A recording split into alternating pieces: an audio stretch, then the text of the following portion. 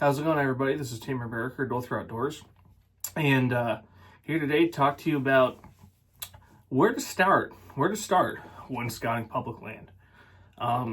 If you either lost a property you hunted for years, or you've been hunting a piece of public and it's not very good, it can be a daunting task trying to learn some new public. But here's basically the steps I go through. First thing is, I say, how far am I willing to drive and travel to hunt? Whether it's a half-hour driving distance, 45 minutes an hour, hour and a half, whatever that is, and just start mapping it. Just start looking at what public properties are available within that range of where you live. See what's available, and then from there follow step 2. Step 2 is your e-scouting. I use onX Hunt, but there are other apps like Spartan Forge, Hunt Stand, a few others I'm not remembering, where you can scout aerially, see habitat diversity, topography, waterways, water sources, potential fields, anything you want to see and look for on public properties. Now, personally for me, what I like to look for is remote access, areas where it's either really far from a parking lot or there's no parking lot to access, and good topographical features, points, benches, ridges, saddles, anything like that. And also with onX, you can generally see if there is, with their mapping feature for crops and cover, you can see if there's acorns in that area or not. Now, whether they're dropping or not, you won't know till season, unfortunately, but you can just see what type of oaks there are. And that'll give you a start for some areas to check out.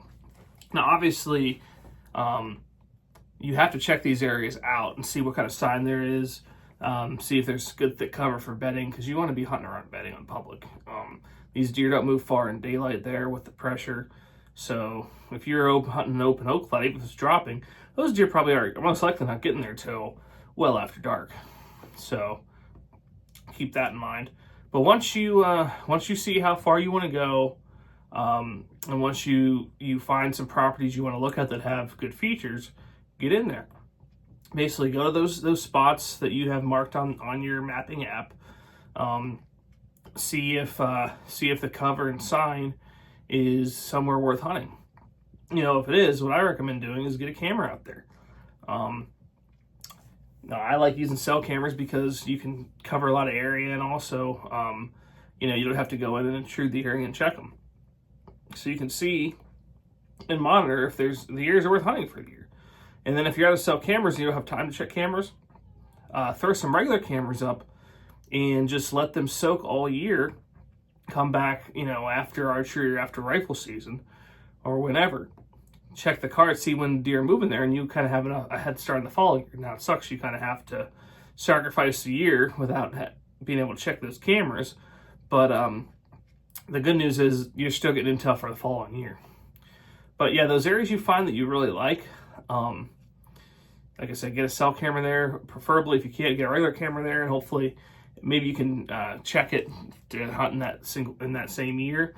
And the reality you're going to face is, even with areas that look good, you're still going to probably end up crossing off a half or 2/3 of them. There's probably either due to hunting pressure, not much sign, whatever. Because obviously the topo map and, your mapping only gets you so far. When you're on the ground scouting, you also, as I just kind of alluded to, you really want to look for human sign of other hunters. If you go in an area and you see 3 tree stands in 100 yards, I don't care how much sign's there, I'm getting out of there. Why? Because you don't know how often that person's going in there, or persons are going in there, buggering up, hunting the wrong wind, not covering their scent. You don't know that. So you don't want to put time in scouting for someone else to ruin it. I find areas where nobody else goes, at least during archery season. Rifle, good luck with that on public land, but archery season, if you're willing to walk at least a half mile, you should be able to find places people don't go. I'm not saying, obviously, with this, with all the knowledge of public land, I'm not saying you're going to find no spots that fit that criteria, but you're going to find a lot more that fit that criteria than the spots within a half mile of the road, for sure. So yeah, look for stands, other people's cameras, stuff like that. let you know that other people are there. So yeah, the ideal area, the ideal area is an area with good, with good topographical features, whether it's a bench, saddle, or a point. No other hunter sign there. Good cover, and deer sign, whether it's trails, scrapes, rubs, rub lines exiting and entering bedding areas. That's huge. So those are some simple tips for scouting public land, where to start. And quite frankly, you start right from your home, right on your phone. Decide how far you want to travel, see what's around that, and start picking away at those areas. You can just do that on your couch. And then, also make a list. Once you do that scouting online, the e-scouting, rank areas 1 to 5, 1 to 10, 1 to 15, however deep you want to go. And as your time permits, just go down that list and get to as many as you can. And you want to do that in this time of the year, January through April. That is the best time to scout. It's before spring green up. You can still see all the previous year's sign. Just a great time to get out there.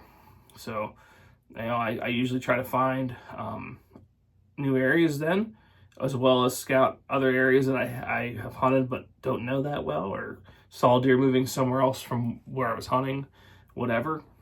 And get through as many as I can. Then usually by mid-May, I'm going to start putting out cameras because, as you guys know, with Dual Threat Outdoors, I fish. So I want to get my camera. I like to have my cameras out by June. So, but I'm not saying you can't throw a camera out in early, like in winter, but with cell cameras, I try to conserve battery. So, but yeah, find your areas, that you want to scout them. Find the human sign or lack thereof, and deer sign, lack thereof. Cover, pick out whichever ones you think have promising, and get some cameras in there and monitor them before season. So that's how you get started. Stay tuned. Here down the road, I will be taking you guys with me on a public land scouting trip and show you exactly what I'm looking for. And it'll be on a piece I've never scouted before. So thanks for watching, and stay safe out there. Thank you for watching this Dual Threat Outdoors video. If you like this video, be sure to leave it a like, share with your friends, and subscribe to our channel if you haven't already. Also, be sure to follow us on Facebook and Instagram for more Dual Threat Outdoors content.